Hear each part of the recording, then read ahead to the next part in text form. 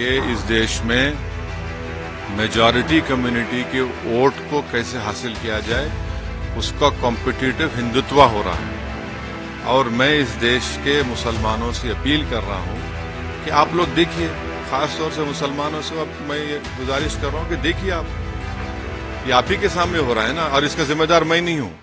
Sir, आपने tweet किया है छोटा रिचार्ज और क्या क्या बातें बोली हैं, किसके लिए बोला है आपने? मैंने जब ये मैंने देखा कि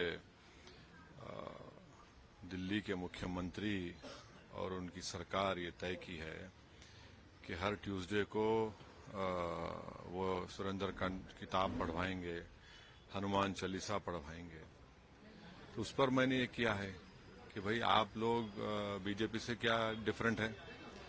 आप में बीजेपी आरएसएस में कोई फर्क नहीं है।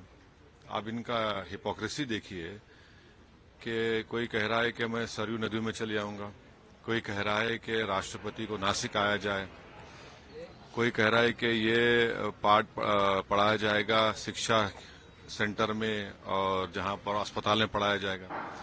तो आप तो नरेंद्र मोदी की राह पर चल रहे हैं, जो वो कर रहे हैं आप वही करना चाह रहे हैं।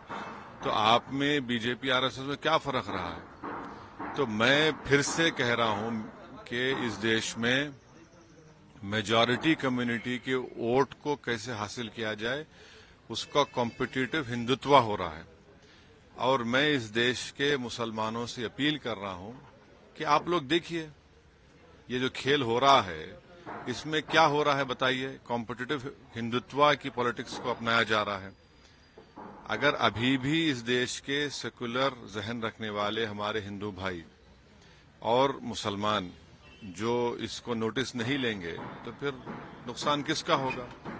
भाई आपको शिकायत मुझसे होगी, बताइए इस पर क्या बोलेंगे आप?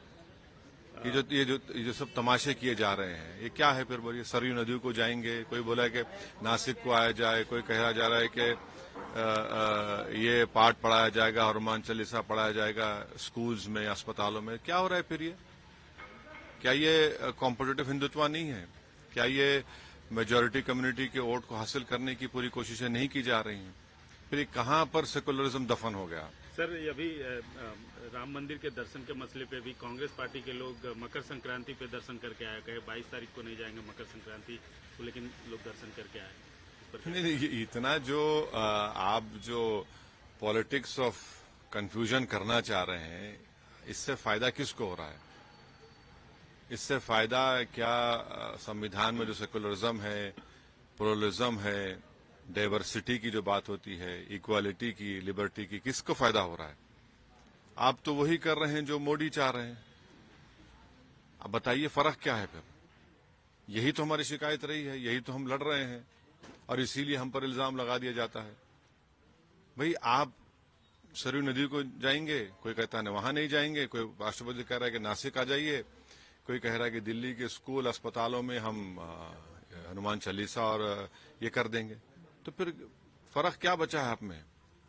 अभी भी वक्त है कि इस देश के सेकुलर जहन रखने वाले हमारे हिंदू भाइयों से, दलित भाइयों से, आदिवासी भाइयों से, ओबीसी सेक्शन के कई बड़े लोग हैं, और खास तौर से मुसलमानों से अब मैं ये गुजारिश कर रहा हूं कि देखिए आप ही के सामने हो रहा है ना, और इसका जिम्मेदार मैं नहीं हूं।